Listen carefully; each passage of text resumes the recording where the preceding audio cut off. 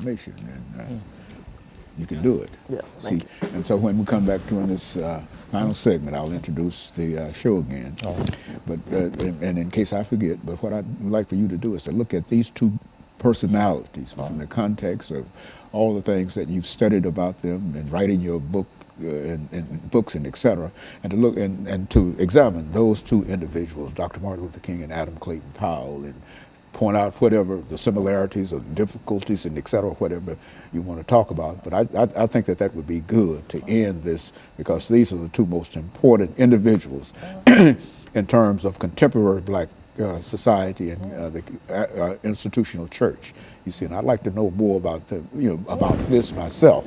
You see, and so when we come back, we'll do that. We'll do this. We will have, excuse me, we'll have 10 minutes to do this. I need some water myself. Yeah. Okay, very good.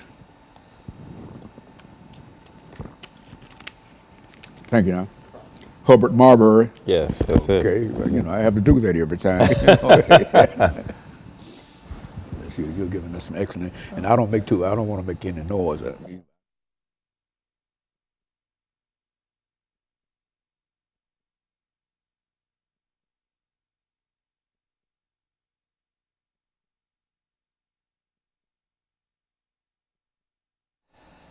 Thank you and welcome back to the final segment of the show for today. We're talking to Dr. Herbert Marbury from Vanderbilt University, and he's giving us some information in reference to African Americans and the institutional church. Doctor, let's see if we might be able to pick up during this final segment to talk about what I consider to be two very, very significant individuals that you've already mentioned, Dr. Martin Luther King and Adam Clayton Powell. And let's see what you know about those individuals and how they fit into what we're trying to do at this particular time. All right. Well, in the chapter on the Civil Rights Movement, I take up Dr. King and Adam Clayton Powell as a pillar of cloud and fire. Dr. King as a pillar of cloud, and and Adam Clayton Powell as a pillar of fire. And when I say pillar of fire, I mean someone who kind of brandished, if you will, his brashness, a boldness, a certain radical nature. Adam Clayton Powell was very clear while he was in Congress that he called himself the baddest Negro in Congress. Yeah, go on. Right. and he flouted the rules. He didn't stomach segregation. He didn't take kindly to the kinds of conventions that made African Americans second class. And part it had to do with his upbringing, had to do with who he was, but it also had to do with, I think, growing up in Harlem. And he really was, I call him, a son of the Harlem Renaissance. He was the new Negro, as I understand it, that the Harlem Renaissance writers had hoped for. He started one of the first boycotts of the public transportation system in Harlem. One of the first sort of public service programs at his church at Abyssinian Baptist Church. And by the time he went to Congress, he was pastoring the largest Protestant congregation in the nation.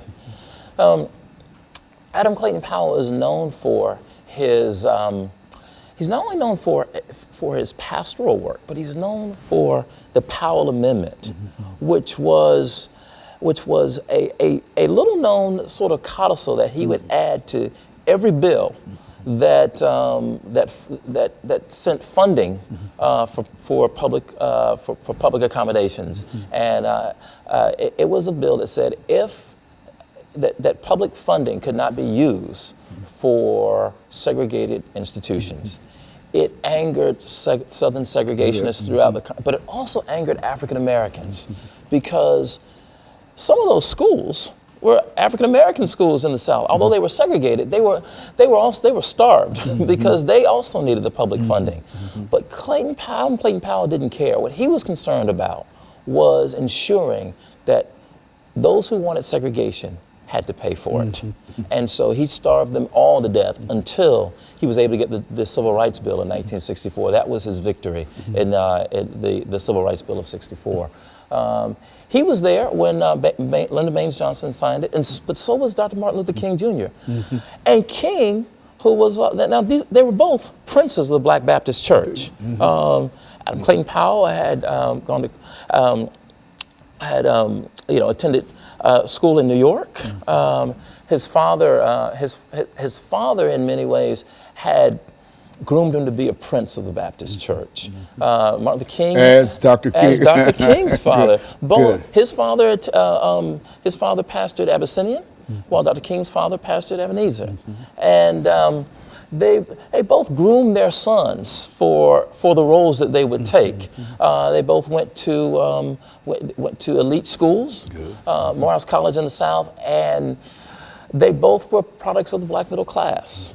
But where they differed, I think, was Dr. King grew up in the segregated South, born right in 1929, just as America was going into the Great Depression. And Dr. King saw a different and a brutal side of white segregationist power. And it was something that I don't think Adam Clayton Powell saw. That shaped Dr. King in a way that that Adam Clayton Powell didn't. And led to his assassination. Yes, and led to his assassination. Absolutely.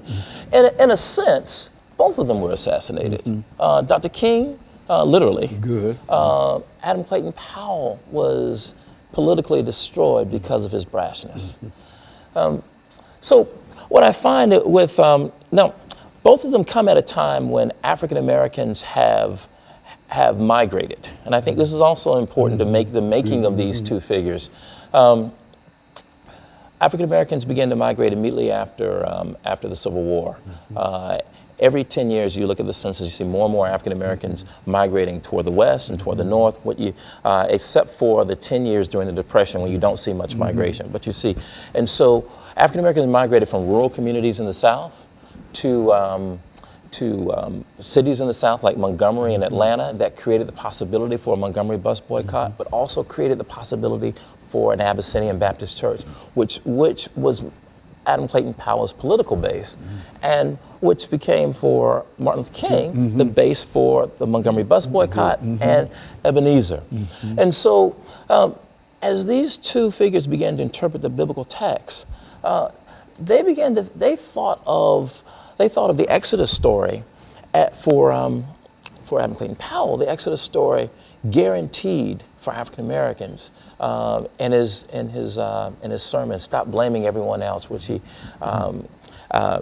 preached at Abyssinian Baptist Church in the 50s. It was a sermon that invited African Americans to fully participate in what it meant to be a citizen, take responsibility for what it meant to be a citizen. He really pushed African Americans. He pushed African Americans to take responsibility for it.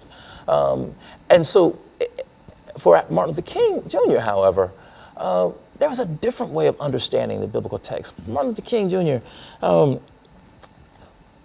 growing up in the South, personal piety became very important. In as much as his political work, personal piety became a mask, if you will, for Martin Luther King Jr.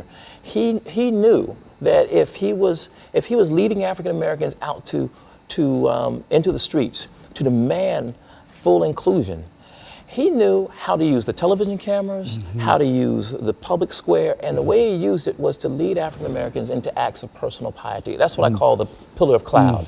He masked, in many ways, his real intentions. He would lead them to pray in the streets, to sing songs. And when the television cameras came and they saw African Americans living out some of the, these kind of virtuous virtuous expressions, right? Singing church songs, praying, holding hands, praying for their enemies. Not only was the South was embarrassed, the nation was embarrassed, but they were not only embarrassed domestically, they were embarrassed internationally. And so I call that the pillar of cloud, because just as a cloud kind of blends in seamlessly, Martin Luther King's tactics blended in with the American moral landscape. These were virtues for And this was also Dr. Martin Luther King Behind the Veil. Yes. And you know more about that because Yes. of one of your professors, I'm sure. Dr. Baldwin. Dr. Baldwin, Right. who talked about Right. that and et cetera. And I think that Yes. you're an excellent reflection Yes. in terms of what he said about that and some of the things that you're saying Yes. about that. And I want you to know that the information that you're giving us now is very, very precious. Right. And I think that understanding these two individuals Right. and some of the things that they faced and how different they were, one from the north and one from the south, but yet and still they had the same commitment, and while they went about it differently, they had the same commitment in terms of the uplift of African Americans to eventually reach the promised land. Right. And I think that that's what we're still trying to move toward. And that's Is what that- that's what we're still trying. That's what I hope that as you read my book, but as we think about biblical interpretation today, we face police shootings of Black and brown, African American and Hispanic, unemployed.